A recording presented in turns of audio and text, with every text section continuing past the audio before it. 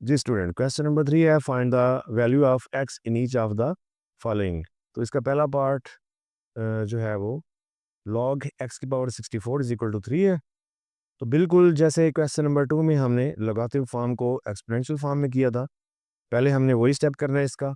उसका क्या तरीका है जी? जो एक्स के ऊपर पावर है उसको इक्वल साइन के आगे ट्रांसफ़र कर दें, और जो पहले इक्वल साइन से आगे है उसको इसके ऊपर पावर में लें और लॉग को स्किप कर दें। ठीक हो गया जी? अब ये लॉगरिथमिक फॉर्म से एक्सपोनेंशियल फॉर्म में चला गया। नेक्स्ट क्या होगा? नेक्स्ट स्टूडेंट ये होता है कि जो इसमें आप देखना है कि अगर कोई फैक्टराइजेशन होती है, फैक्टराइज करके उसकी पावर बना लें, या फिर पावर सॉल्व होती है तो वो कर लें, या बेस को इक्वल कर लें, या पावर को इक्वल कर लें। तो पावर इक्वल हो जाएगी तब भी, या बेस इक्वल हो जाए तब भी हम उनको स्किप करके बाकी आंसर लिख सकते हैं। चलिए अभी हम 64 की करते हैं फैक्टराइजेशन। तो 2 पे होती है, बल्कि अगर हम 2 पे करेंगे तो ये थोड़ी लेंथी हो जाएगी, हम 4 पे करते हैं, ताकि हमें कोशिश ये करनी है कि या तो पावर इक्वल हो जाए या बेस। तो बेस में तो चांसेस नहीं है, क्योंकि इधर x है, इधर 2 अगर आ भी गया तो वो इक्वल नहीं होते। पावर में बन सकता है कि अगर हम 4 पे इस पे करें ना, तो वो पावर 3 आ सकती है। ठीक है जी? तो 4 1s आर 4, और 4 6 आर 24 जो पीछे बचेगा। तो डायरेक्ट जो है वो 4 16s आर 64 होता है। अब 4 4s आर 64, सॉरी 16, और 4 1s आर 4।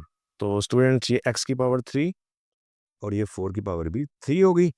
अब यहाँ पे क्योंकि पावर्स इक्वल हो चुकी है, तो यहाँ पे आप लिखेंगे पावर्स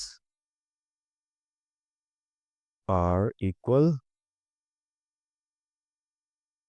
सो यानी इनको स्किप कर दें, तो हमारे पास यानी ये एक दूसरे चाहे कैंसिल भी कर दें, हमारे पास क्या बचेगा? x is equal to 4।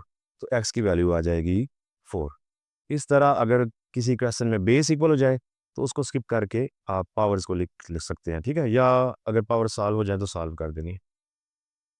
Student part number 2 है 5 power 1 is equal to x.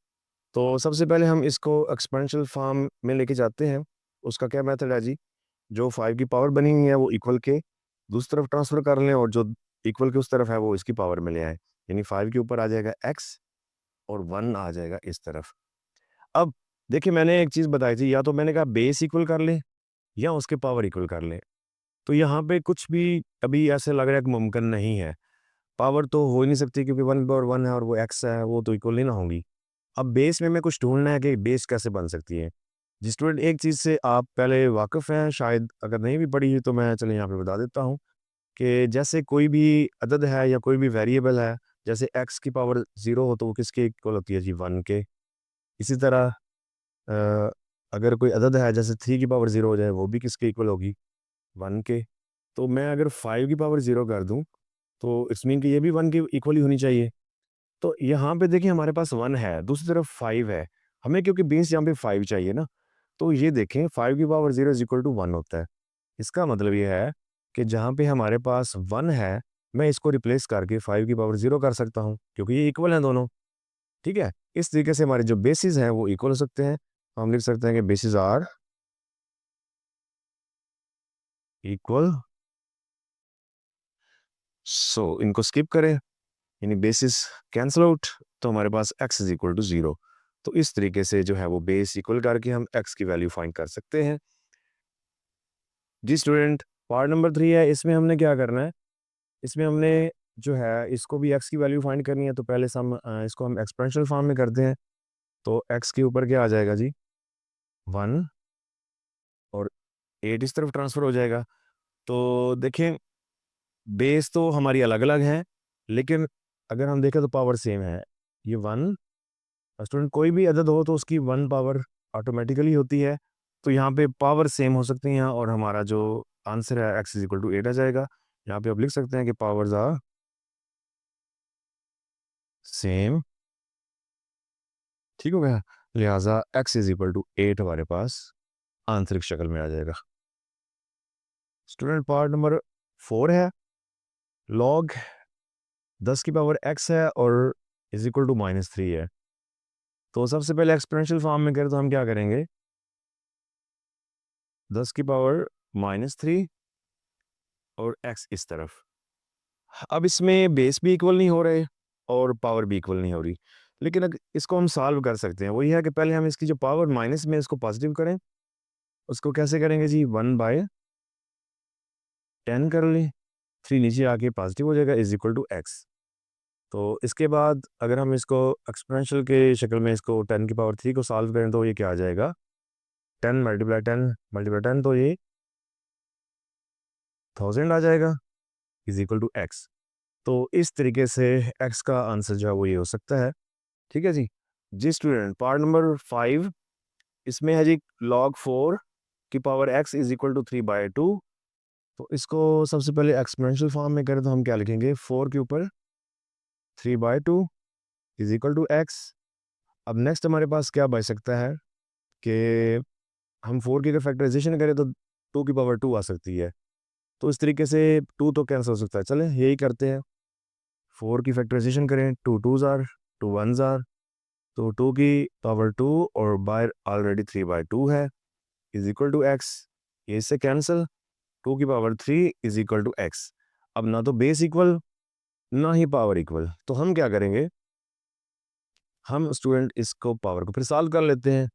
2 की पावर क्या है 3, तो वो आ जाएगा 8, यानी 2 × 2 × 2। तो आप कैलकुलेटर से भी इसको पावर को डायरेक्ट सॉल्व कर सकते हैं। पार्ट नंबर 6 इसमें क्या है हमारे पास, log 2